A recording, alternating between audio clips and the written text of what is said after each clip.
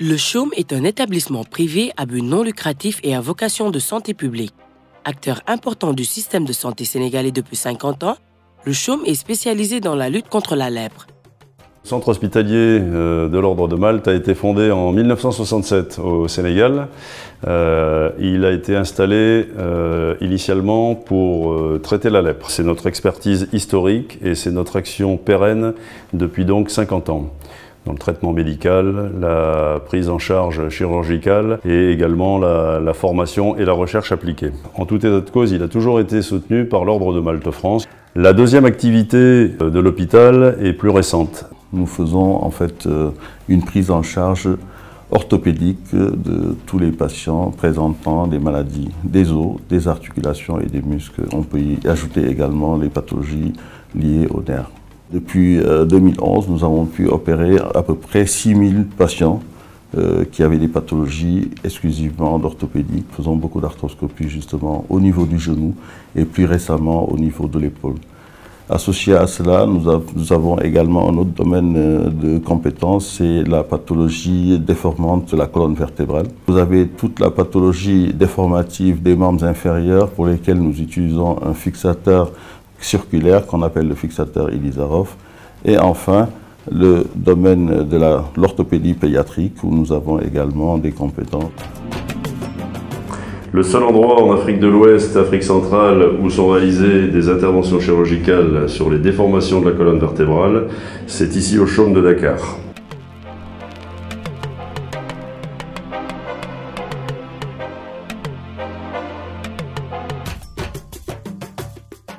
La lèpre n'est plus considérée aujourd'hui, depuis 2000, comme un problème de santé publique, mais quand même c'est une maladie qu'on continue à avoir. Sur le plan épidémiologique, on est à entre 250 et 300 nouveaux cas chaque année. Et ça, depuis 2010, on a ce chiffre qui est quasiment constant. Donc le premier problème, c'est la méconnaissance même de la maladie, du fait de l'absence de formation tout simplement.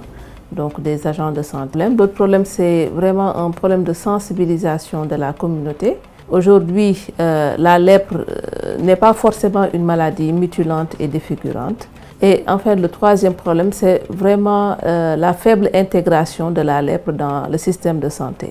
Le CHUM bénéficie d'une excellente cohérence fonctionnelle avec dans un même lieu les services suivants: consultation externe, chirurgie, dermatologie, léphrologie, kinésithérapie, cordonnerie orthopédique, pharmacie,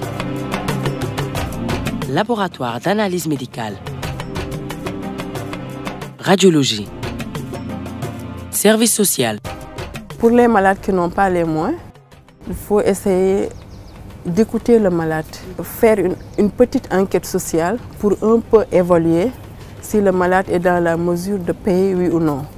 C'est à partir de là qu'on va faire une proposition de prise en charge qui peut être partielle ou gratuite. C'est ce qu'on a l'habitude de faire.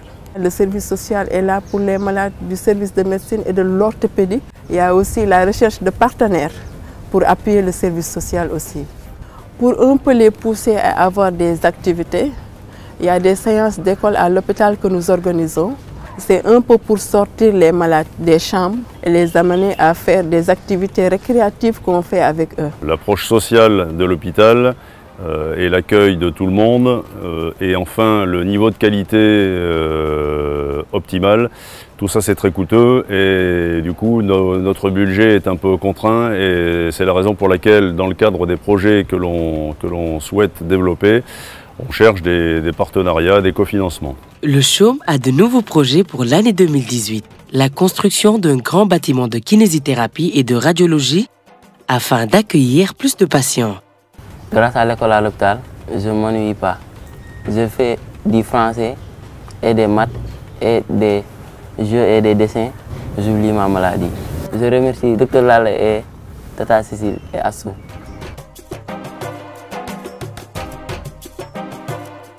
Le CHUM fête ses 50 ans d'existence au service de la population sénégalaise le vendredi 8 et le samedi 9 décembre 2017 sous le haut parrainage de Madame Marième Faye Sall, première dame du Sénégal.